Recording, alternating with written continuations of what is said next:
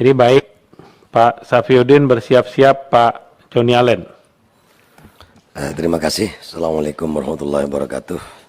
Yang saya hormati Wakil Ketua DPR RI, segenap pimpinan komisi beserta rekan-rekan anggota Komisi 5 yang saya banggakan, para menteri, baik Menteri Perhubungan, Menteri PDT dan Menteri PUPR yang saya hormati dan saya banggakan.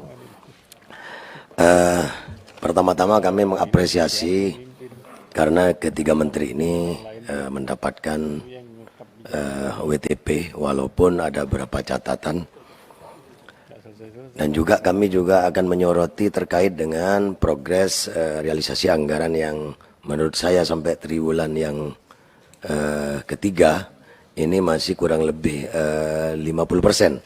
Jadi menurut saya masih kurang, dan mudah-mudahan di limit waktu yang sangat minimalis ini yang 4 bulan ke depan ini bisa diserap lebih maksimal lagi sehingga sesuai target dari apa yang kita sepakati bersama. Yang ketiga,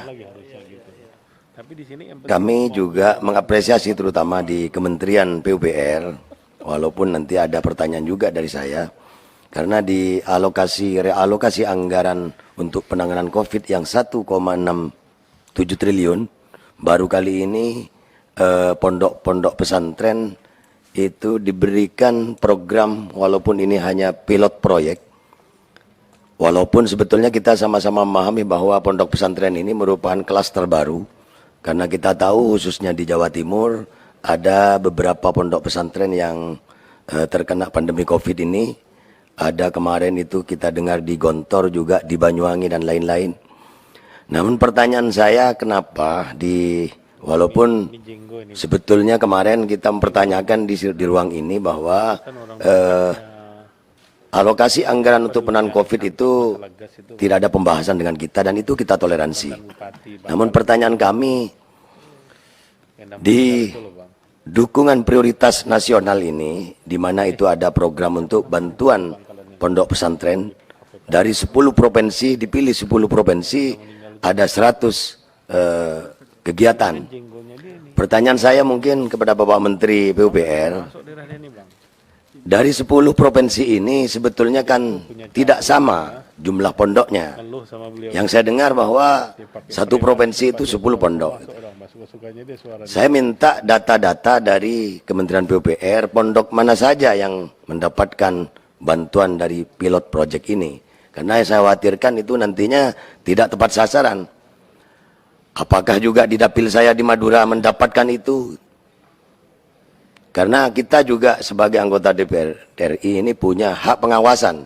Selain kami punya hak aspirasi, kami juga ditegur, ditanyakan terus oleh beberapa kiai dan para ulama di Madura, juga di Jawa Timur yang merupakan lumbung menurut saya selain Jawa Barat, pondok-pondok pesantren yang paling banyak. Jadi menurut saya ini harus proporsional. Tidak boleh disamaratakan antara Provinsi Jawa Timur, Jawa Barat. Mohon maaf kepada teman-teman NTB. Jawa Timur aja 38 kabupaten kota. Juga terdiri dari beberapa pondok pesantren yang ribuan. Gitu. Kalau di NTB kan hanya 11 kabupaten semua. Jadi layaklah dikasih 10 pilot project gitu loh. Tapi kalau Jawa Timur, Jawa Barat, dan Jawa Tengah mungkin ini harus ditambah Pak Menteri. Kenapa saya tanyakan ini? Karena kami memang tidak ikut di pembahasan, karena memang tidak diberitahukan terkait dengan realokasi anggaran yang 1,7 ini dan tidak masuk di pembahasan kita. Mungkin itu pertanyaan kami Pak Menteri, dan kami tolong karena punya hak pengawasan kita diberi data.